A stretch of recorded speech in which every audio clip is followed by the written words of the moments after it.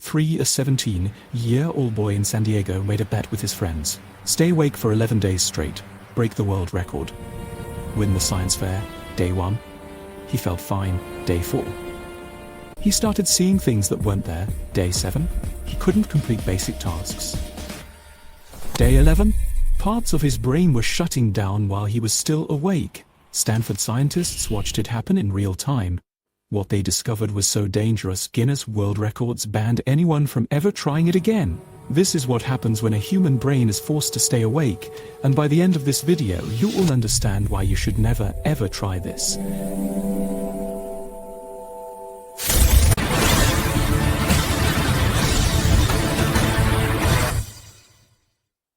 His name was Randy Gardner, 17 years old, high school student, San Diego, California. And like most teenagers, he thought he was invincible. It started as a science fair project. Randy and his 2 friends, Bruce McAllister and Joe Marciano, were looking for something that would actually win. Not a volcano, not a potato battery, something no one had ever done before. And then they found it, the world record for staying awake. At the time, it was 260 hours, almost 11 days, held by a DJ in Honolulu who played records non-stop in a glass booth while the whole city watched. Randy looked at his friends and said, "I can beat that." On December 20th, 1963, at 6 a.m., Randy Gardner stopped sleeping. His friends would monitor him in shifts. They'd keep him awake, keep him moving, keep him conscious.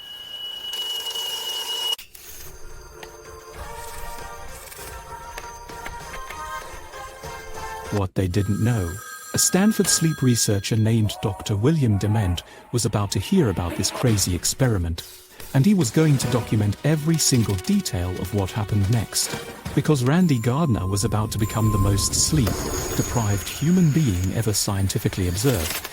Let me take you through it. Day by day. Day 1. Randy feels great. He is energized, excited. This is easy, right? You've pulled an all-nighter before. Everyone has 24 hours. No problem. He goes to school, plays basketball, eats normally. His friends quiz him on math problems. He gets them all right. Day 2. Okay, now he's tired. His eyes are heavy.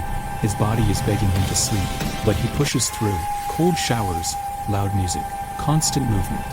His friends notice something small. He's getting irritable, snapping at them, but nothing crazy. Day 3, 72 hours without sleep. This is where most people would collapse. Your body starts forcing you into microsleeps, tiny moments where your brain just shuts off for a few seconds, whether you want it to or not. Randy's friends have to keep him moving constantly. If he sits down, he all drift off. They walk him around the neighborhood at 2 a.m. They blast music. They argue with him to keep him alert. Dr. Dement arrives with his team. He starts running tests. Memory, coordination, cognitive function. Randy's scores are dropping, but he's still functional. And then came day 4. 96 hours. 4 full days without sleep. Randy is walking down the street with his friends when he stops. He's staring at a street sign, just staring. Randy? His friend asks, "Randy, what are you looking at?" Randy says, what are you looking completely at? serious, "That man.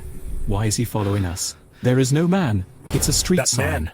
But to Why is he Randy's following brain, us? starved of sleep, desperate for rest, the sign has become a person.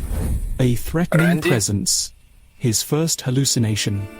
Dr. Dement writes in his notes, subject experiencing perceptual distortions. Day 5. The hallucinations get worse. Randy sees things in his peripheral vision.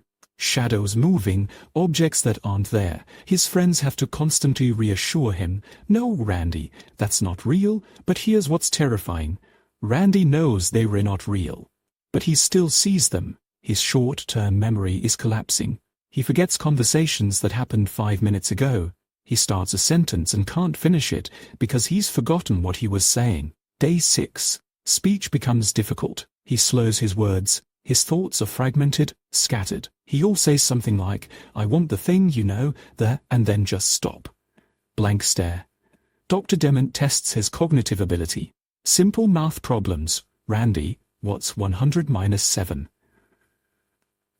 Randy answers, 93. Now subtract 7 again, 86. Again. Randy's face goes blank. He can't do it. The part of his brain that handles sequential thinking is barely functioning. Day 7. 1 week without sleep. Randy is hostile now, paranoid. He snaps at his friends. Why are you doing this to me, even though he's the one who wanted to do this? His hands shake. His eyes are bloodshot. He struggles with tasks that should be automatic. And they only halfway through. Day 8. Randy's brain is in survival mode. Every few minutes he experiences what's called a microsleep. His eyes are open. He's standing, but his brain has shut off for 2, 3, 5 seconds at a time. He's basically sleepwalking while awake. Dr. Dement has to physically shake him to bring him back. Day 9. His memory is severely impaired. He struggles to remember why he started this experiment. When someone asks him, Randy, why are you doing this? He just stares at them, confused. He has difficulty recognizing familiar objects. Someone hands him a pencil and asks what it is. He looks at it for several seconds, struggling to answer. Day 10, 240 hours. 10 full days. The researchers are getting worried. Not just about Randy's mind, about his body. His immune system is weakening. His metabolism is disrupted. His hands tremble constantly. But here's the weird part. He can still function. Sometimes, they take him to a lab and he beats Dr. Dement at pinball. He holds a press conference and speaks in complete sentences for about 30 seconds before his brain struggles again. It's like his consciousness is flickering on and off like a dying light bulb. Day 11, January 8, 1960, 4:02 a.m. 260, 4 hours, 11 days, no sleep. Randy Gardner stands in front of the researchers. His face is pale. His eyes are sunken.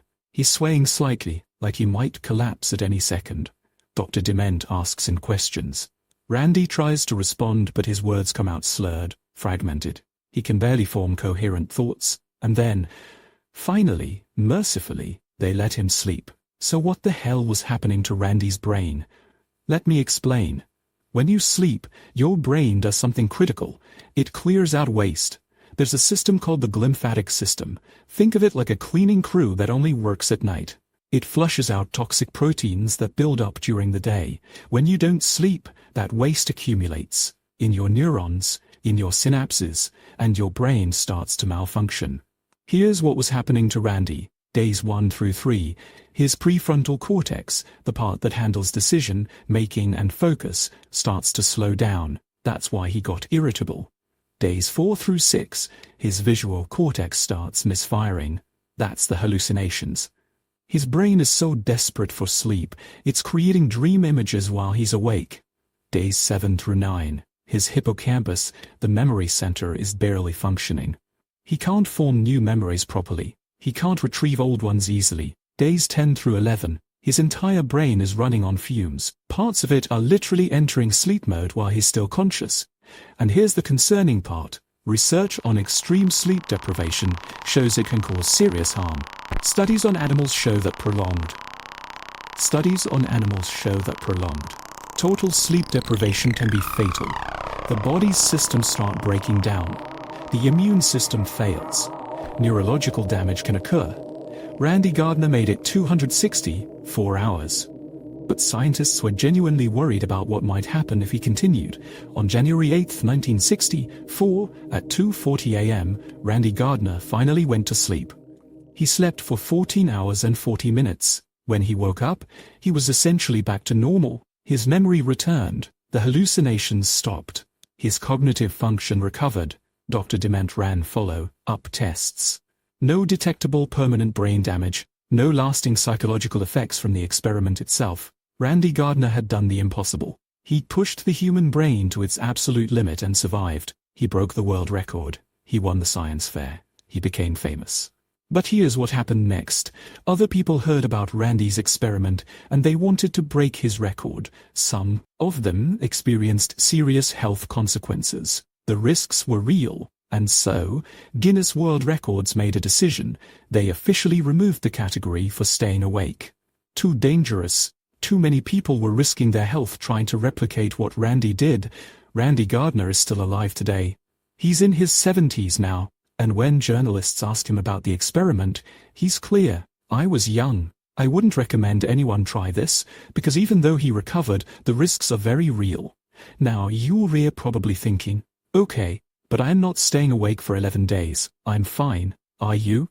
Because here's the thing, you don't need 11 days of no sleep to affect your brain. One night of poor sleep impairs your cognitive function as much as being legally drunk.